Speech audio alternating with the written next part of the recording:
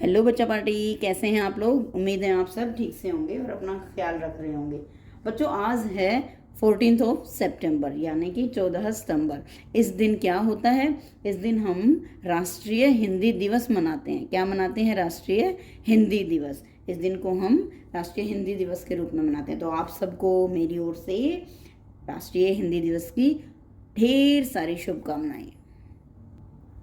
तो बच्चों, हर साल जो 14 सितंबर है उसको हम क्या करते हैं? राष्ट्रीय हिंदी दिवस के रूप में मनाते हैं। पहला हिंदी दिवस कब मनाया गया था?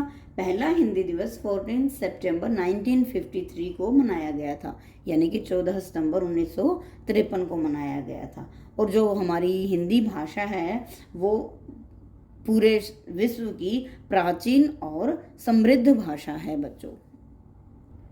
तो बच्चों, हमारा जो देश है जो 1947 से पहले अंग्रेजों के अधीन था। किन के अधीन था? अंग्रेजों के अधीन। और वो 15 अगस्त 1947 को हमारा देश उनसे आज़ाद हो गया।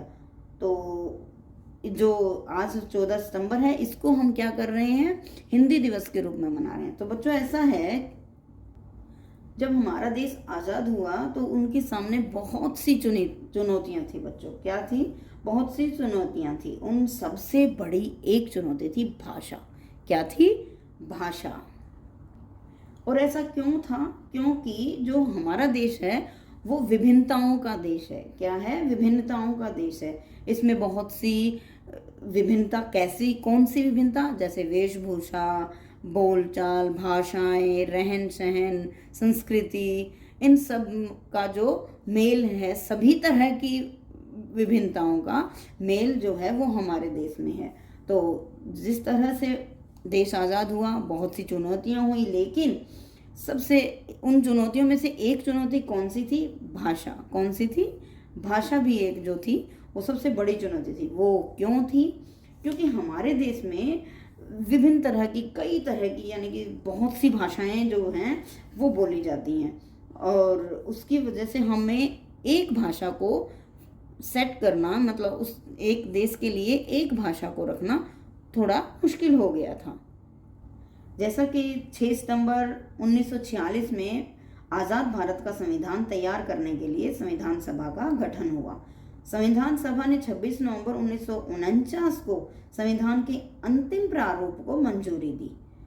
और भारत का जो संविधान जो लागू हुआ वो हुआ 26 जनवरी 1950 को। लेकिन बच्चों, जो भाषा थी वो अभी तक डिसाइड नहीं की गई थी, क्योंकि जैसा कि मैंने बताया कि विभिन्न प्रकार की भाषाएं थी, विभिन्न प्रकार की वेशभूषा थी, संस्कृति थी, तो थोड़ा सा मुश्किल हुआ। तो काफी सोच विचार के बाद हिंदी और अंग्रेजी को नई भाषा के रूप में चुना गया। किसको? हिंदी और अंग्रेजी को नई भाषा का रूप में जो है वो चुना गया। संविधान ने 14 सितंबर 1949 यानी कि 14 सितंबर 1949 को हिंदी भाषा को क्या दिया?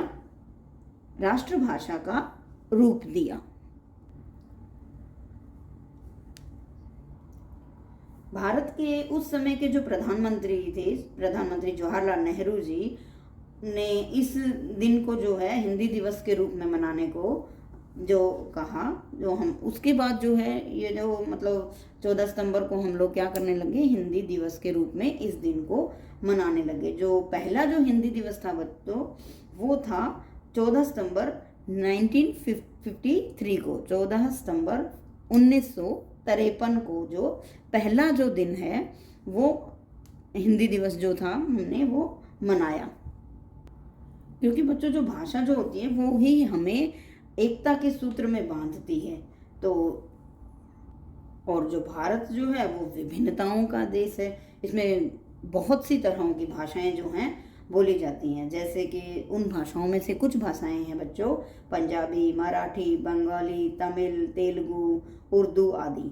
तो ये जो हैं भाषाएं हैं वो बहुत सी जो हमारे देश में जो बोली जाती हैं। और कुछ बोलियां भी हैं बच्चों। कौन सी हैं? बहुत सी बोलियां, जैसे कि हरियाणवी और हिमाचली, कश्मीरी, भोजपुरी, बिहारी, ये जो हैं वो बोलियों की भाषाएं हैं। लेकिन हमें कुछ लिखित में भी चाहिए था।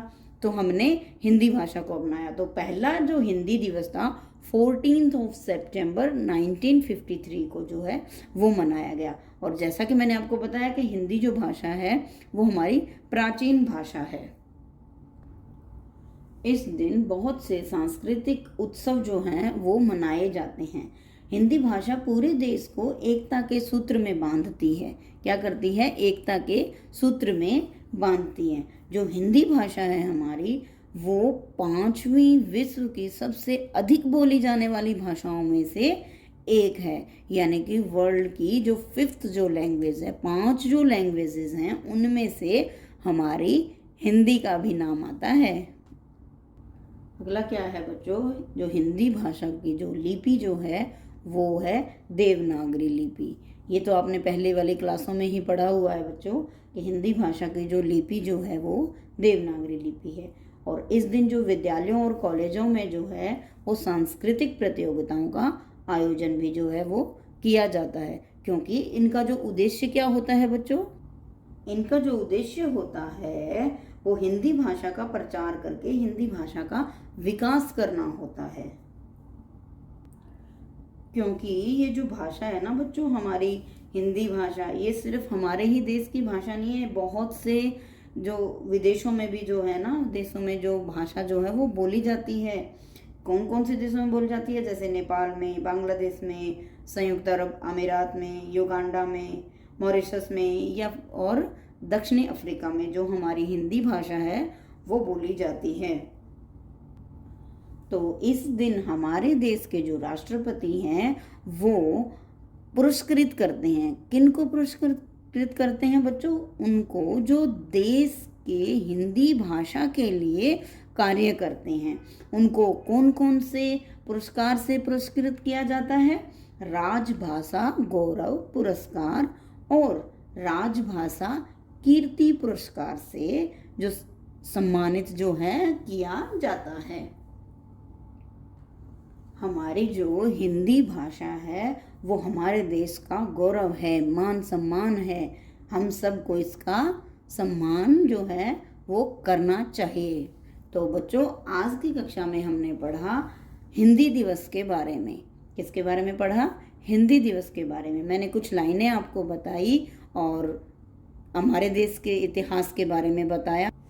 जैसा कि हमने ऐसे पढ़ा कि आज जो हमारा जो देश है 15 अगस्त 1947 को जो है वो आज़ाद हुआ और 26 जनवरी 1950 से जो है हमारा संविधान जो है वो हमारे देश का लागू हुआ और 14 सितंबर 1949 को हिंदी को जो है भारत की राजभाषा माना गया। और इसी दिन से प्रधानमंत्री जवाहरलाल नेहरू ने जो पहली बार जो दिन मनाया, तब से लेकर आज तक जो है हम इस दिन को हिंदी दिवस के रूप में मना रहे हैं। तो पहला हिंदी दिवस कब मनाया गया? 14 सितंबर 1953 को, 14 सितंबर 1953 को। तो बच्चों आज के दिन हमारी हिंदी भाषा को राजभाषा का दर्जा दिया गया और आज से हम यानी कि 14 सितंबर से 53 से लेकर आज तक हम इसको क्या करते हैं? हिंदी दिवस के रूप में मनाते हैं। बच्चों एक इंटरनेशनल वो भी होता है यानी कि अंतर्राष्ट्रीय हिंदी दिवस। ये जो हिंदी दिवस है वो सिर्फ भारत में मनाया जाता है, लेकिन जो विश्व हिंदी दिवस जो है बच्चों वो पूरे विश्व में मनाया जाता है। तो बच्चों आज हमने पढ़ा हिंदी दिवस कब, क्यों और कैसे मनाया जाता है। तो आप सबको राष्ट्रीय हिंदी दिवस की हार्दिक शुभकामनाएं। तो बच्चों हमारा आज का टॉपिक हिंदी दिवस पर यहीं समाप्त होता है। मिलते हैं अगली वीडियो में, तब तक के लिए बाय बाय।